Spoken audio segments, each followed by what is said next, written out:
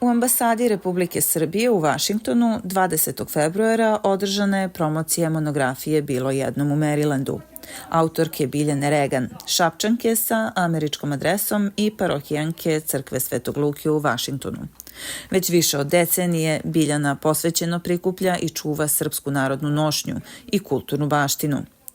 Knjiga koju je književno oblikovao novinar Ivan Kalauzović svedoči o Biljaninoj dugogodišnjoj strasti i trudu da očuva tradiciju i prenese je novim generacijama. Više od 100 originalnih nošnji i 1000 eksponata postali su deo njene jedinstvene kolekcije, a kroz brojne revije i izložbe u Americi Biljana je predstavila bogatstvo srpske kulture široj publici. Ova monografija nije samo moj uspeh, već i svih onih koji su godinama učestvovali u očuvanju naše baštine, istakla je Biljana, zahvalivši se saradnicima i suprugu Johnu, koji je bio ključni deo njenog rada.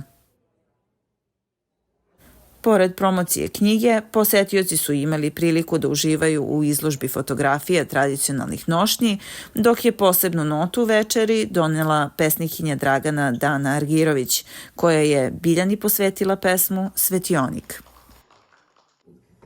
Kad pakuješ život u jedan kofer, tu prvo staviš majčinu suzu, pa ikonu krsne slave svog oca, pa sestrinu vezanu bluzu.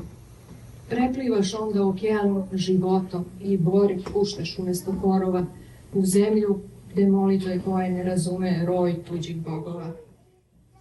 A taj svitac poraste svetionik da u buri pokaže gde nam je dom. I melem od lekovitog bilja koji Bog posadi baš tu s razlogom. Ona zna svaku našu pesmu i čuva ikone svakog blagdana. Ona je naš koren i naša krila. Naša kuća u tuđini se zove Biljana. Monografija Bilo jednom u Marylandu od sada se može pronaći i u Narodnoj biblioteci u Beogradu, kao i Kongresnoj biblioteci u Vašingtonu, čuvajući deo srpske istorije za buduće generacije.